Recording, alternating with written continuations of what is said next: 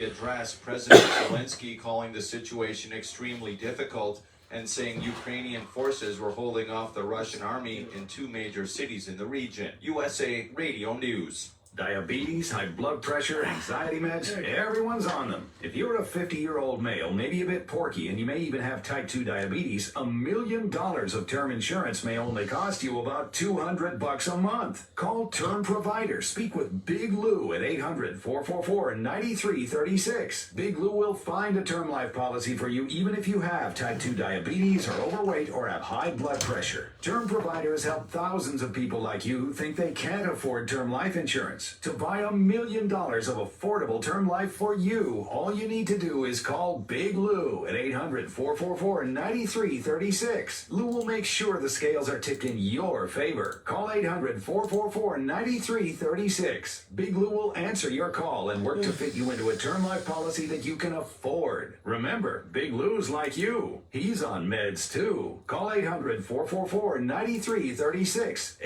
800-444-9336. A federal judge says the Biden administration has to keep Title 42, the pandemic policy used to remove illegal immigrants from the southern border due to COVID. But Tennessee Republican Senator Bill Hagerty says it's only temporary. He's pushing for a vote to keep the policy in place and reinstate other Trump-era immigration policies. In my home state of Tennessee, we still have each month more overdoses and more deaths from fentanyl coming across that border than we've ever had before. It gets worse by the month. The Biden administration is doing everything they can to transform America, and Title 42 is the last tool left for our Border Patrol agents to actually push back. Johnny Depp will take the witness stand Monday in his defamation trial against Amber Heard. A source telling Deadline that Depp will be called by the defense as a witness a little over 2 weeks since he last appeared on the stand. Next week will mark the final week of the trial, with the defense expected to rest their case early in the week. USA He's suing her, News. I don't know. I've lost count. I've lost track. I've lost track of this case. Will travel. I don't know. I care so little. I really do. I care so little. The greatest radio shows of all time. Are you gonna read about that guy with many of these radio so I can leave my phone there? Just search for classic radio theater with Wyatt I care so little about celebrities and their issues. Nowadays, I really do. I care so little. Reportedly threatened to burn down the Supreme Court and murder justices, according to a Department of Homeland Security memo. The memo obtained by Axios reveals that law enforcement officials are investigating such threats and others, including some that target churches. Virginia Republican Governor Glenn Youngkin says peaceful protesting is fine, but anything else is out of line. The reality is, as we head into this final decision, we in Virginia are preparing to make sure that, yes, people are allowed to exercise their First Amendment right. I actually uphold the Constitution on the day that I was sworn in, so help me God. And we will protect people's rights to exercise their First Amendment. All I'll say is we will not allow you gotta fix your hair, dude. You gotta go on TV looking that way. Courtesy of Fox News. A vase kept in a kitchen. You gotta get a haircut. All I'll say is the trial doesn't look good for Amber Heard. For decades is worth a pretty penny. An English auction house said the blue and gold 2-foot-high vase sold for just under $2 million at auction. The seller inherited the vase from his father, who There's a lot of evidence in against the her. 1980s for a few $100s. The vase Johnny was from Depp's probably China going in to the win. 18th century and believed to be made for the 6th emperor of the Qing dynasty. Katie Lewis reporting from our Midwest Bureau. For USA Radio News, I'm Tim Berg. Okay, 305. Disclaimer. The opinions expressed on this program are those of the host and do not express the views of WPDF ownership or Hometown Talk Radio. I didn't see the red mic. All programs are those of the host and their guests. I wasn't sure. I didn't see the red mic in front of you. At first, I was like, oh. Where's the red mic? Yeah. Hey, what's happening?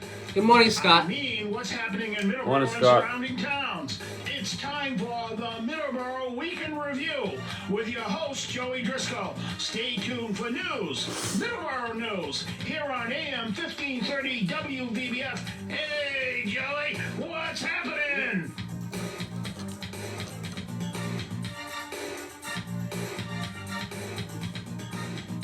Good morning, everyone, and welcome to Middleboro in Review. It is the 22nd of May, 2022. And I'm going to say good morning. Wait. I didn't even put your mic on yet. I'm gonna in a second. We're going to say... By design. We're going to say good morning to Dawn. Now you can talk. Oh. A lot of twos in today's date, huh? A lot of twos. Two. Yeah. Yes. I don't know if this is another... well, it's not another... what do you call those kind of dates? A palindrome. It's not a palindrome, but... I don't think it is, at least. It might be. I'm just mentioning it's a lot of twos. I don't need the scientific... it's a lot of twos. Yeah. Sunny out here in Taunton.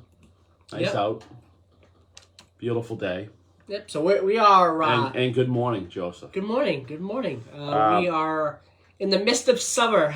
You know what? We're waxing down our surfboards, right? Can't wait for June, right? Yep. And in all terms, that's what a lot of people who own motorcycles are doing. They're waxing down their bikes. They're getting ready. Long winter. They're looking out the window all through February, March, and some in April. And a lot of people are heading out Sunday. So there's going to be a lot of motorcycles on the road. Absolutely. On the highways, on the byways, on the canals, on the streams, wherever. We have a phone call. Good morning. You're on Middleboro in Review. I think you are.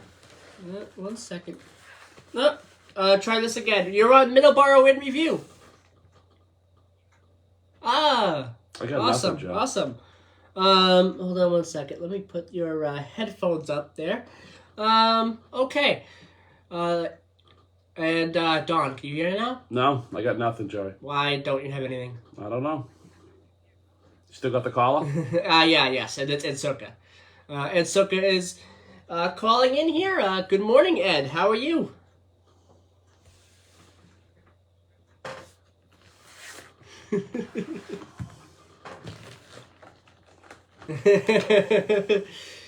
Yeah, we're trying to get Dawn's headphones here to work. I did put the headphones up, so Dawn, can you hear now? No, I got nothing. I got no lights. I got no bells. I got no whistles over here. Okay, we'll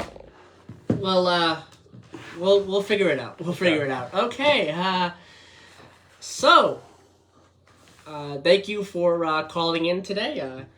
No, we talked about you called in a few weeks ago, and to talk about a few things.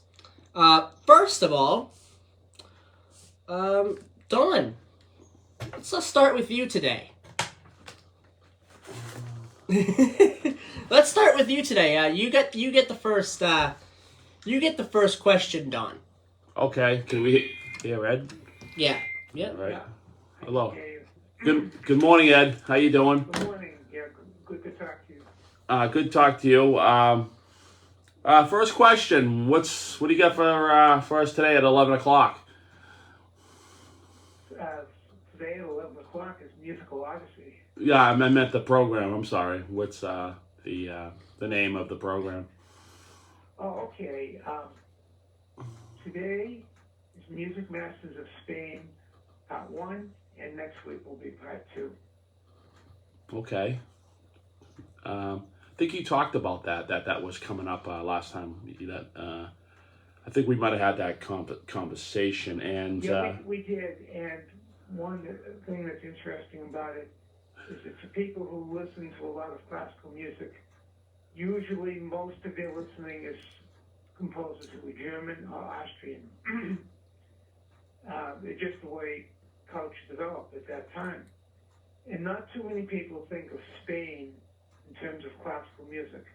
But there are many good, very good Spanish composers. So we're going to start to delve into that. And because there are many, it took 2 programs. It could not all be done in 1 week. Wow. Yeah, you're right. I never thought of that too. You kind of read my mind. That was going to be the next question, but you kind of like beat me to it. It's just you really don't think of Spain as classical. You know, a lot of classical music's coming from that area, but I bet there is, and it's just Europe in general, anyway, for sure, right? Well, Europe is really the core of classical music. There are, few exceptions here and there, but it's a European phenomenon to a large extent, and it developed over hundreds of years. So this is sort of something new to you, as far as not saying it's new, but this is something that you kind of branching off on and going with the Spanish composers and the Spanish classical music. Yes, because if you look at my programming choices, the bulk of them are German and Austrian, and I'm not different from other aficionados on that point. It's a common opinion. So I have to make a little bit of extra effort to delve into Spain. And Spain and the Spanish composers are greatly admired by other European countries. They incorporate a lot of what was Spanish in flavor into their music. So I think some people will get a pleasant surprise this week and next who might not know all of these pieces. Is there any different sound to them? Or is it more? Would it be more traditional? Like, all right, can't look at it like Spanish music, the sound of Spanish music compared to You're right about that, and a lot of people, when the term Spanish music gets thrown out there, they think about things like flamenco guitar and castanets, but these things are not really what classical music in Spain are all about. They're in the culture, but when you get into the real hardcore classical things, that's not what you have. In fact, it took a long time to develop a repertoire of classical guitar pieces. For a long time, there were very few. And then a lot of concerted efforts were made by Spanish musicians to get more composers to write classical pieces, to transpose pieces that had been written for other instruments like piano. So over a great many years of classical repertoire was built up. Wow. So, in a way, would you say it sounds similar to like the other European characters of classical music, or do you think it has its own, its own avenue in a way? I think it's the answer would be somewhere in the middle on that. Okay. There is a distinctly Spanish flavor to some of these pieces, but at least on what I play, you're never going to hear a flamenco, piece. Okay. It's not in the repertoire I deal with, but in the minds of some people, they might count that in as classical. Right, and you have the ways how you do things as far as how you want to put your music together, and everyone's, I guess, opinions is, and it has their own interpretation of how it should sound or whatnot. But this is your package. This is what you built to put towards the listening audience. So, wow, that's true in some other fields too. For instance, servant leadership is one of my interests. Okay. And there's many things published on servant leadership, but to get it the way I could explain it more clearly and go deeper into some of the issues, it took a long time for me to develop that. It was probably even more time than it took me to develop some of the musical programs. Just more of the format in a way, right? Just to figure out where you got to put them, how you got to do it, and the way you want it to sound, listening it over. I know that ain't quite right. We'll try this and try that, pretty much, on something like that. Some of the programs, musical programs, I had to do 6 or 7 times before I was satisfied with them. And the hardest thing is the commentary. By far, that's the hardest thing. and I had to do that and redo that the most. And there was sometimes I would listen to a playback of the commentary, and there would only be one syllable that I wasn't happy with. But if I was not happy with it, I would redo that whole commentary. That has to be the truth, because your commentary is absolutely picture perfect. Might as well be. It's like, to me, it's like a pressed screw or a washer that's perfect. It came out of the factory. That's how. Well, yeah. That's how I feel your commentaries. When I feel it could not make it any better, it's the best I can do. Right. And I feel it's finished. And until then, it's not finished. Yeah, factory edged, they call it. I don't want to compare it to a piece of sheetrock, but you got the cut edge and you got the factory edge, and the same thing with some of my efforts on servant leadership to develop some of the seminars and other materials I developed. Probably took about 10 years of work and a lot of revising. Right. Because when I gave seminars, I would get feedback from people. And even though the feedback was good, they would still say, well, did you think of this other point? Well, what about this? So that spurred me on to keep revising. And same thing, same process, until I felt I could not improve it anymore. I did not consider it completed. Would consider it still unsatisfactory. Well, you got two things on like the interview process here, because I'm not I don't think Joey is either. I could speak for Joey. We're not, classical music. Joey, what are you doing with it? You're making all sorts of racket over there. Just don't touch nothing, okay? All right. As far as classical music expertise, we're not with it at all. But so obviously, we have to listen to you, and all we can do is give what we hear in our hearts feedback as far as what we like to listen to and how it makes us feel. But as far as any nuts and bolts of it, I mean, we don't know anything like because you can sit there and you can. Well, but that's how our culture has evolved, or devolved, actually, might be the better word. Yep. But if you went into a record store, typical record store around 1950, half the records would be classical. Right. And today there might be, if there are any record stores to go into even, but if you found one, you wouldn't find anywhere near 50% classical. You might only find 5%. You might not find any. Just the way our culture is going. Right. So I'm pushing against the tide completely. Oh, sure. I mean, but your show's been a big success here, WVBF. You've been here a lot of years, and you get up and you do it every week, and it's you do such an excellent job putting it together, and that's you must feel proud to do that. It's your passion, it's your love. So that's what it seems like to me. And when you have something so passionate, you have such a quality product coming out. Well, I appreciate that, and I'm a great believer in giving people choices. So I don't mind if people prefer rock, but I think they should also have a choice of the best classical pieces. Again, I always come, this is the third interview, and I always come back to the same corner here is what got me with classical is the sci-fi composers. I knew I was talking today, and I kind of had to bring something to the table here. So here it goes. Joey, I gave you that to read. Joey's got to read a little something to you. It's a little read, and it's just something I want to just ask your opinion as far as because what I look at a lot is the movies in a way with the classical music integrated with the movies and visual back and forth. A lot of times people just listen.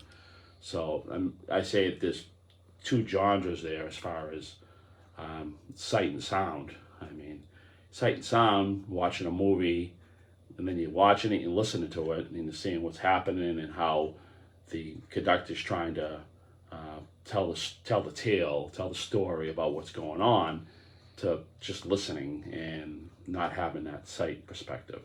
So go ahead and read that, Joey. James Horner was a Oscar-winning composer who wrote and conducted the music for Star Trek II, The Wrath of Khan, and Star Trek III, The Search for Spock.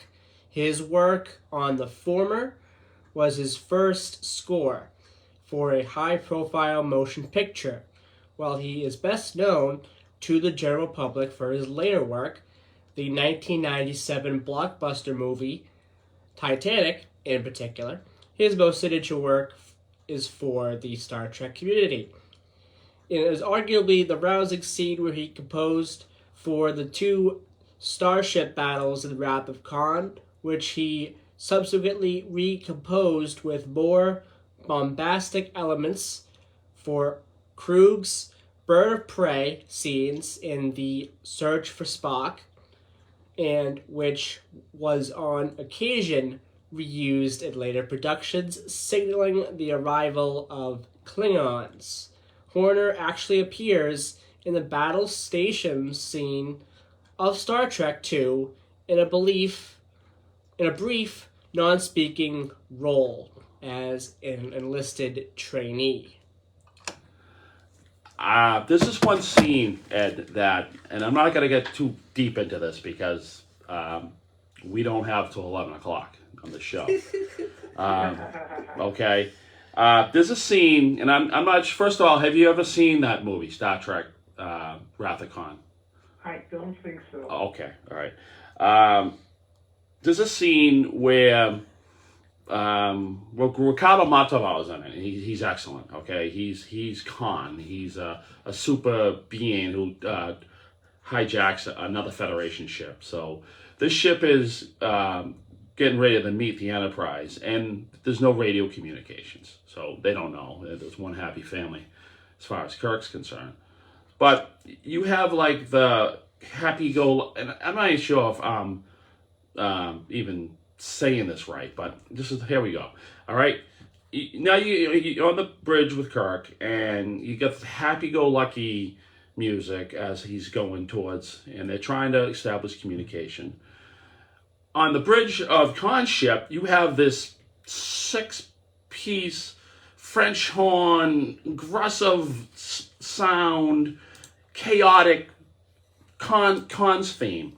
And as it gets closer, you can feel the tension. It's like an Alfred Hitchcock movie in a way. You don't know what's going to happen. And then as they get closer, the music gets crazy on, it's just that frantic Khan music. And then they go over to Kirk's, and it's more, again, happy-go-lucky, more working its way up, tense-wise, but not as... And then they have the battle.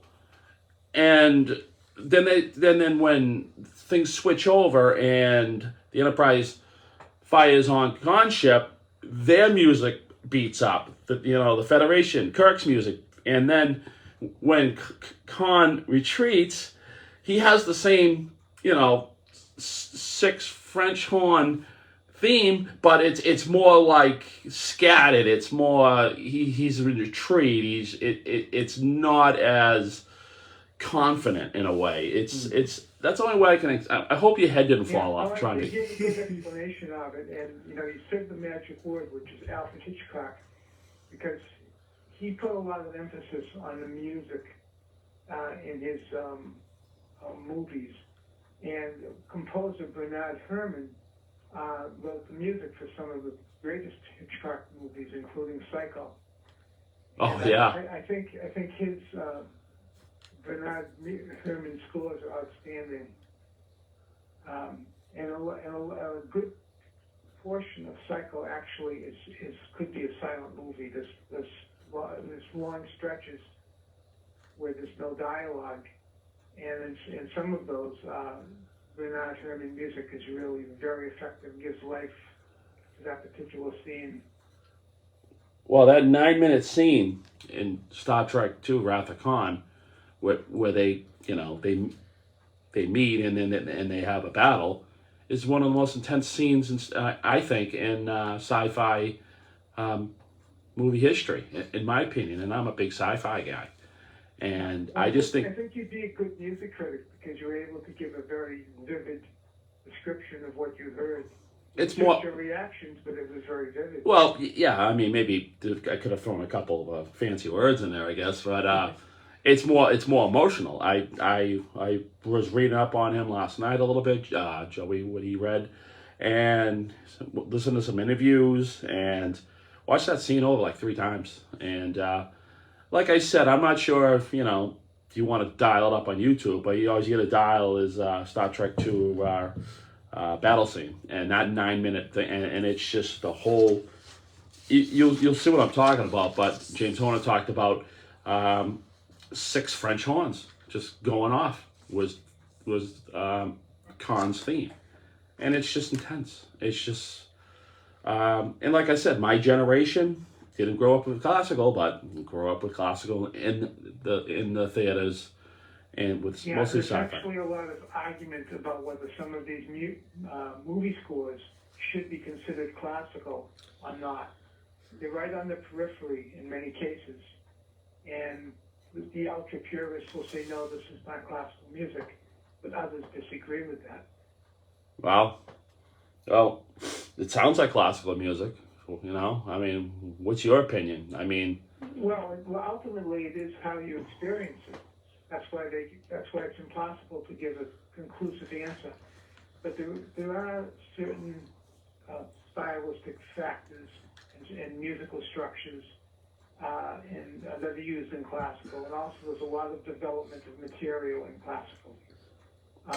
Over time, the pieces tend to be much longer, but it's still ultimately how the listener experiences it. Well, the newer composers who are new to the scene, they're not 400 years old, are doing these bits of work. That's a lot of these people are still alive today. And I would say, this is just my thought on it, that a piece has to become 50, 60 years old at least, before it can really be evaluated. Because a lot of the pieces that were top the charts when they first came out, 10 years, 15 years goes by, whatever, and no one even knows what those pieces were in many cases. Right. And many of the most famous classical music composers were not famous as composers during their lifetime. Their music was considered inferior. Some of Bach's most famous works were auctioned off, or almost auctioned off, I should say, as for use in a butcher shop. These things, you can't make them up. But, you finally, 100 years goes by, more than that in some cases, the opinion starts to shift, and the same composers who were ridiculed, the public then has shifted, and they say these composers were geniuses. But you got someone like a John Williams. His name's Amber Gold. I mean, ever since since Star Wars. I mean, he's holding up pretty well. Right. I don't think he's past the 50 or 60 year threshold yet. Right. I think, yeah. But we'll see if he can pass that test of time, because that's what it is. So you could say another way to put it is what's eternal might also be classical, and what is not eternal, which is quickly fades from memory, that's probably should not be considered classical. Okay, right. And this is a good place to take our first commercial break here on Middleboro in Review. We are talking with Ed Sutka. We will be back with Ed Sutka when we come back here on Middleboro in Review on 1530 AM and 99.7 FM. We'll be right back.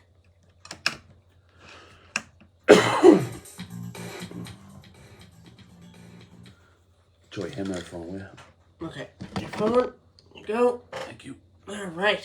152.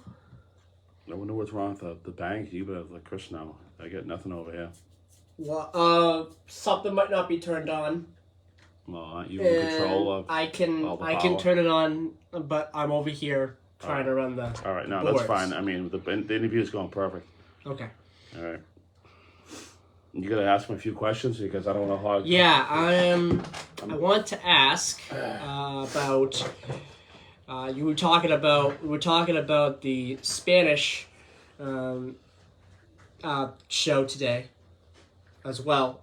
If there was any other. Are you still there, Ed? Yes. Ed, is there any other places? You can ask him on the. Yeah, I'm just saying. The next question we're gonna have is there any other places that you've seen other than Europe and Spain that have classical music that you feature on your show? Well, there's American music, which is an offshoot of European music. So there again, there'll be a dispute on that. Some people would say American music should get its own category, but then some would say most American music is an offshoot of European music in the way it's put together. Yeah. But I'll give you an example. There's a piece called "An American in Paris" by George Gershwin, American composer. Mm-hmm. So he thinks one, yeah. Had some influence from European composers. Yeah. Ed. Hey, Ed. Ed, hold that thought. Hold that thought real quick. We're not on the air, so yeah, we're not on thought. the air. So I just that's the question I want to ask when we come back. Okay. All right. I'm gonna do a quick weather report, and then we'll go right back to the interview. Anything in Africa, Ed? Well, Africa does have some indigenous music. Okay, Sounds much different than what's European derived. So I'll ask you that. I would say, I would not put the African music as part of the European typical classical music. But they do have classical, though, right? Well, again, it's whether you want to call their indigenous music classical. Right. Oh, I got it. I think there's a big leap between what Africa would produce and what you would expect from a typical European classical piece. All right.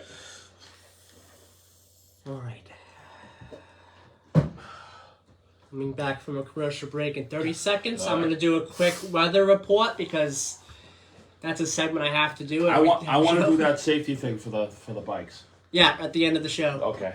Yeah. Got about another 15 minutes or so, Ed.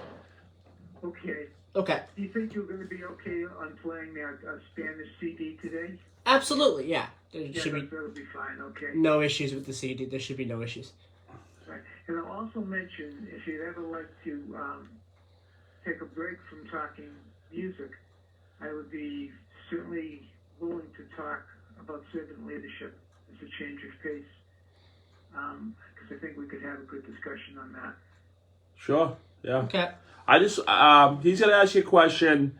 I just want to, maybe you can mention about the African thing, considering we're just going all around the whole globe. I was just touch on that, and then after you talk about that, we could change the subject. Yeah. How's that sound? Yeah, I mean, your call on, and we don't have to make that change of subject today, but it's just an option for you. No, I mean, if you want to say something, sure. I mean, it's really up to you. You know, I just don't want to run out of things to talk to you about.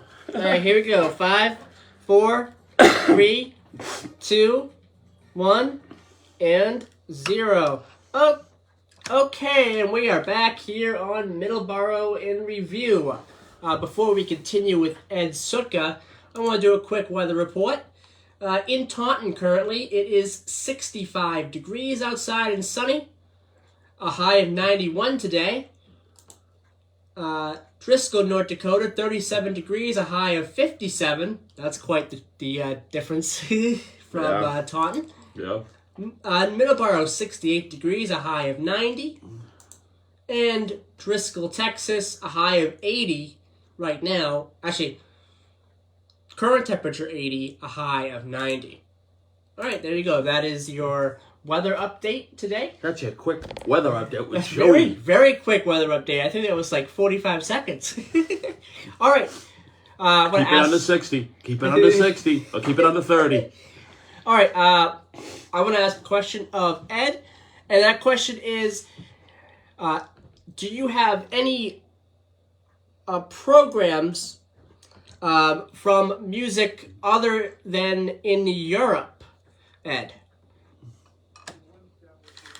Could make the best case for would be America, actually, because some American music is certainly strongly influenced by European composers, but the George Gershwin, who I mentioned a minute ago, who wrote Rhapsody in Blue, also American in Paris, many other works, he, to me, has more of a distinctly American flavor.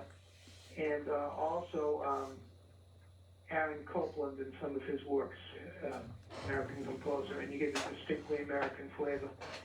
Where I'm held back a little bit in making some of my selections is I'm only working, because of the copyright laws, with a 95 year window. So that's right now, that's pieces before 1927. So Gershwin is writing a lot of his music in the 20s into the 30s. So I have to be careful. I have to do some research, find out when these pieces were composed and when copyright was obtained. Otherwise, there will probably be even a few more than what I've done. So 95 years is the magic number as far as classical music or all music? Well, as far as copyright protection. 95 years? Oh. Wow. You figured me 100 or 99 or 95, huh? Mm. Wow. So if it's before, right now, if it's before 1927, you can use it without worrying about royalties. And there's actually some debate in the legislature in Washington about that whole thing. And, Disney has become rather controversial in Florida. Part of that dispute is over copyright. Oh, wow. Yeah, well, copyright's copyright. I mean, I remember talking to Tony and Steve, everybody at the station when I started coming in here. When Joey started, it's just the 500-pound room in the elephant. It's the copyright. It's ASCAP. It's BMI. It's all the lawyers who are listening. You got to be really careful what you do and say on the radio. In a way, I'm lucky in that respect, because most classical pieces are more than 95 years old. Most are off copyright. So there's only a handful of pieces I have to worry about that issue. Right, as they get the newer ones, the ones that were right. Yeah. So, your job's hard enough, putting it together, doing the narration, and now you got to worry about that. It's just, But as you said earlier, because it's something I love doing, it's not really work. It's fun. Right. Although at times it can be frustrating. Well, if you're your own worst critic. It's just, I'm like that too, too. I was in a band, about 10 years ago, and I don't know, we weren't that great, but we weren't that bad either. And I was always frustrated, and I always thought it didn't sound that great, and I was always kicked myself. And it's nice when someone comes up and says, you were really good. And I was like, no, I wasn't. And yeah, you were, and it's just okay. But you still, I don't know, you still kind of have that attitude in a way. But I can't see it. When it's just as far as stainless steel, or like I said, that perfectly pressed washer is what you produce every week. No burrs, nothing to cut yourself on the edges. It's just that endless slide down the hill. That's you could no bumps, no bruises. It's awesome. You do such a good job on your program. It's pretty amazing in my opinion how you do it. what I see. That's appreciated, and there were times that I thought about using a quicker, more simple process, but I think I am happy that I stuck with the process I use. Well, some say less is more, right? When it comes to doing things. That's right. So I've never used a computer in putting together my program, and some people have a hard time believing that. They think that the only way you can do it is by using a computer, but that's not so. Right. I mean, if you're going to rush it, why bother doing it? I mean, like you said, you like doing it. You like the process. You like the whole step by step by step by step. And then, okay, well, this wasn't right. We'll go back 2 more steps. Okay, we'll readjust it, kind of tweak it here a little bit, and then go back and continue on your journey as far as your creative journey, making your product for your audience. So that's great. Now, what else did you said you wanted to touch on something else, Ed, a little bit? I was going to make a suggestion to open up a new topic, which is servant leadership. Sure. And it's something I did not start in life as early as my interest in music. It actually came much later and then gradually developed. But I've developed a series of seminars about servant leadership. But I found that I could reduce the basic idea of it to about 4 to 5 pages. And many people are practicing servant leadership in their lives day by day, but they don't realize what servant leadership is. But they're doing it. And that's actually the important thing. And a gentleman named Robert Greenleaf, who was a management consultant, he actually developed a lot of the modern servant leadership movement. Servant leadership itself goes back thousands of years. It's one of the oldest things we have. But one of the ideas that underlies it is what is called the cycle of support, because when we're born, we need support. We need total support. Then when we get older, we grow up, we are able to give support to others. And they depend on us just as we depended on them. And then, of course, when we get old, we're probably going to need support again. But that whole process of helping each other as appropriate for various times of life, and how that evolves, and how A helps B in one area, but B helps A in a different area. That's what that whole cycle of support is all about. But there's many people also who don't accept what I'm saying as a good thing.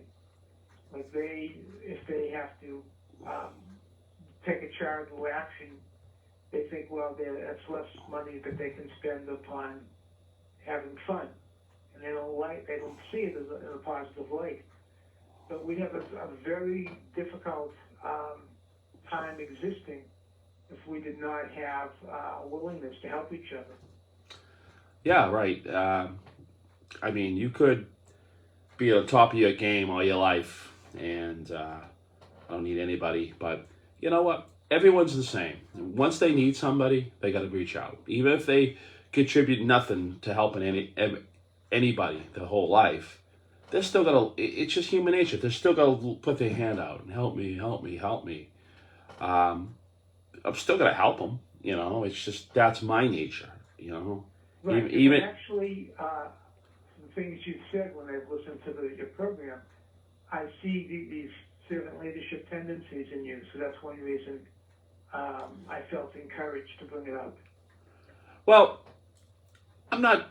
I guess so. I mean, that if that's the terminology, it's just. I just think it's kindness. I just think it's just you got to be kind to everybody because that's the only way it's all going to work. And sometimes it's called service above self. That's another name for it. Okay. Yeah. Right. I have a cousin of mine. Okay, Lizzie. She's the most beautiful person in the world. Okay. And she took care of her mother. She took care of her sister. She's there for everybody. She's there. She's so much there for everybody that if you ask her for something, you feel guilty for asking her because you feel like you're burdening her because she's going to say yeah and she's going to put all herself into it. And I actually talked to her last night and I said, look, I don't, and she said no. And she told me, she set me straight, look, this is who I am. This is my heart. And I get a lot from a lot of my loved ones, but, especially Lizzie. She and my Aunt Grace, who passed away. Those two people, my Aunt Grace Dalton and my cousin Elizabeth, is my rock, is where I get a lot of it from. So, and other people, my mother, my father, all my family. I'm not excluding them either, but there's you just happen to have one area and two people or one person or whoever, a group of people. It's just that's where the magic really came from. I think that's where you learned it from, I think, in my opinion, just by watching it. You're absolutely right, because the whole thing of servant leadership is maudlin. Right. You can't mandate it into existence. You can't send a memo out and expect everyone will be servant leaders. It doesn't work that way. Right. It's all about being a role model. And, one mantra of servant leadership is model, don't mandate. Another one is mentor, don't mandate. Because it works if you are mentored in it, if there are role models for you to watch it. And that's the way we have to build it, one person at a time. It's not something academic. It's not something legalistic. And people, and these are often bosses, for instance, who have command-style personalities, they rely on mandates, and they are the ones who are often unwilling to encourage servant leadership. And it would be in their interest to encourage it, but it's hard for them. It's a paradox.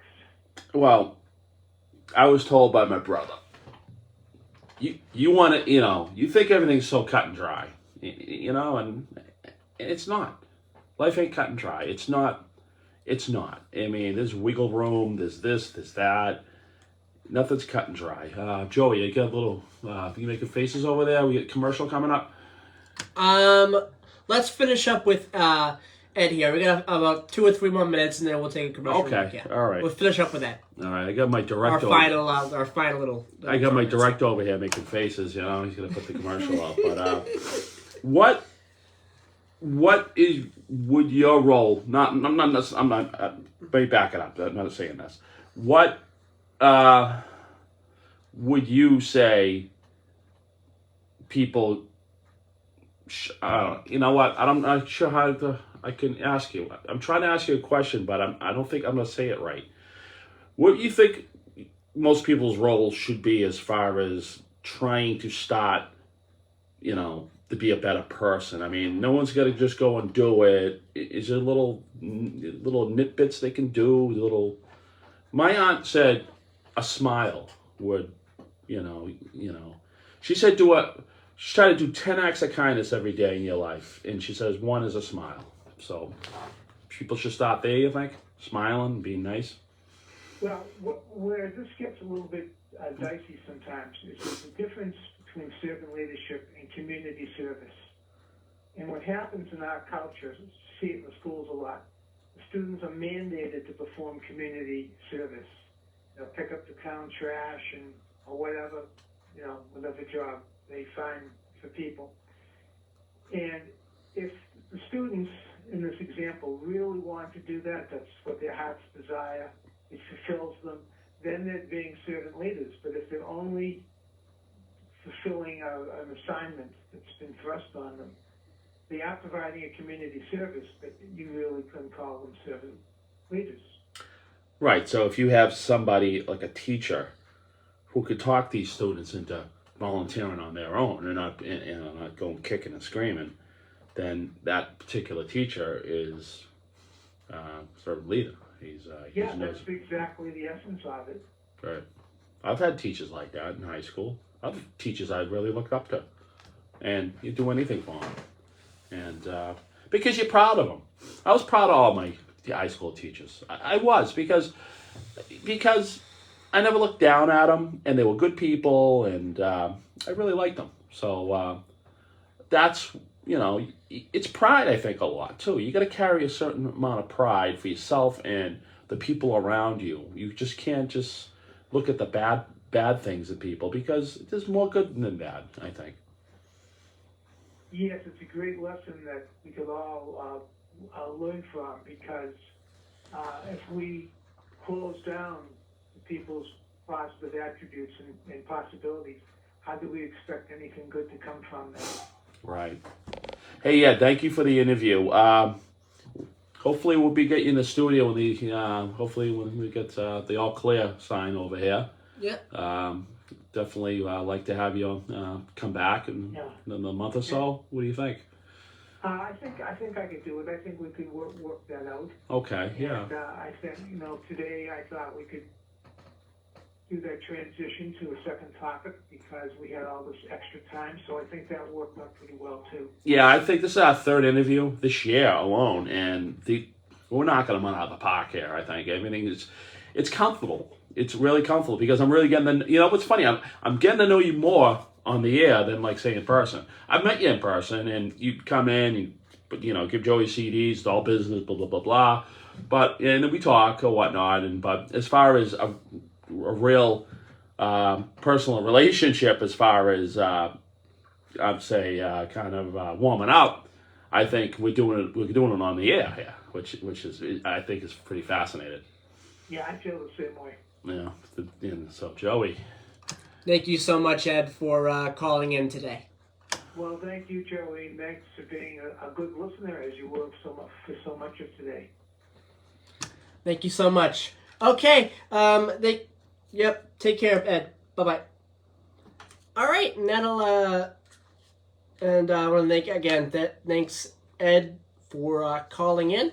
Plug his show. And at 11 o'clock, Musical Odyssey with Ed Suka. And the name of the show. Up. And the name of the coming show. Up. The name of the show. The Music Masters of Spain.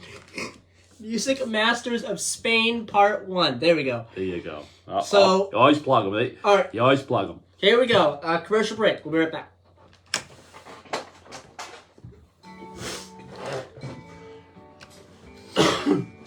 Alright, and then we're going to do Today in History real fast, and then get out of here. Residents of the towns of Middleboro, Lakeville, Carver, and Can I do my safety thing? We're not going to have time. Sorry. Oh, you do it then. Motorcycles, be safe, be aware of the motorcycle. Okay. Check twice. Okay. Just say that once, alright? Yep. Approximately 500 families in our service area.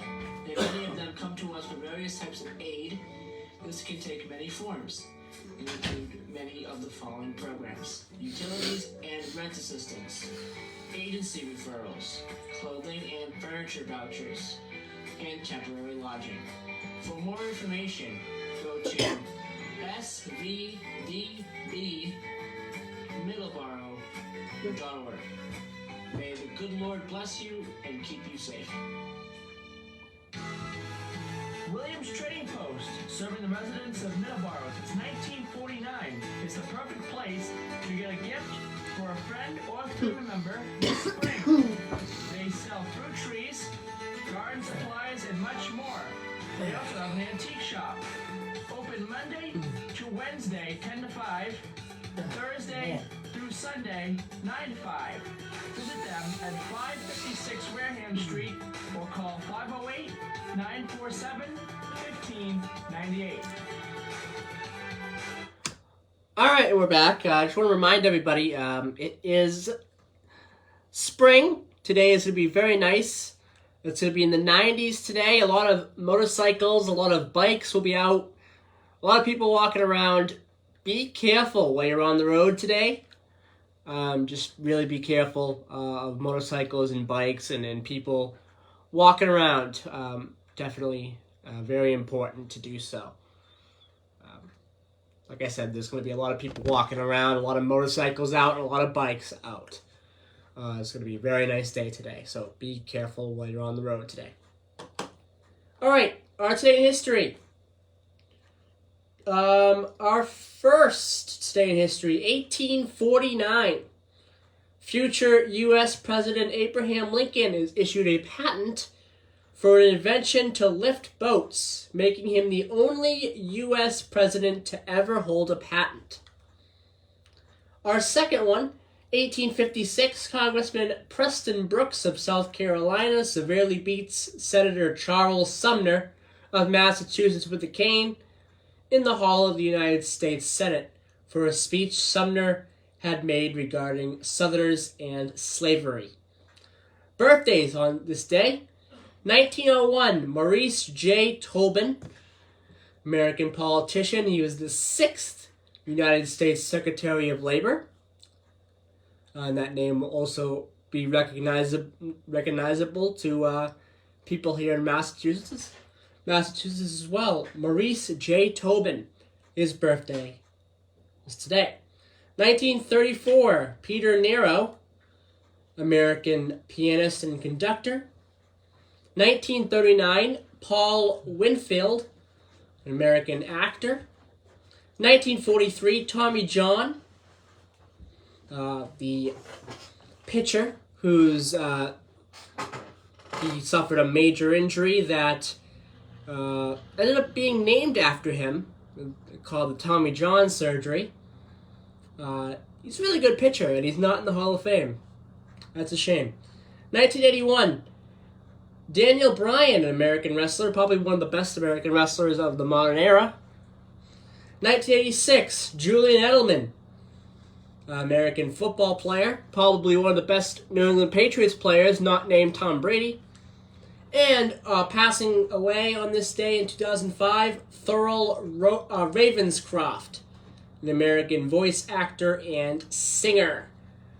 All right, that'll do it for today's program. And we got 30 seconds. Hold on 1 second. I have 15. Go. Wax down your surfboards, like the Beach Boys said. I was talking at the beginning of the show. Everyone was waxing down their motorcycles this weekend. A lot of people out there on bikes. Please be careful. Go check twice. There's a lot of people, tandem riders. Mm-hmm. Be careful. Yeah, absolutely, 100%. Watch the bike. I mean, please check twice, save a life. Okay, all right. That'll do it for today's program, and we'll be back next week, May 29th, 2022. Bye bye, everybody.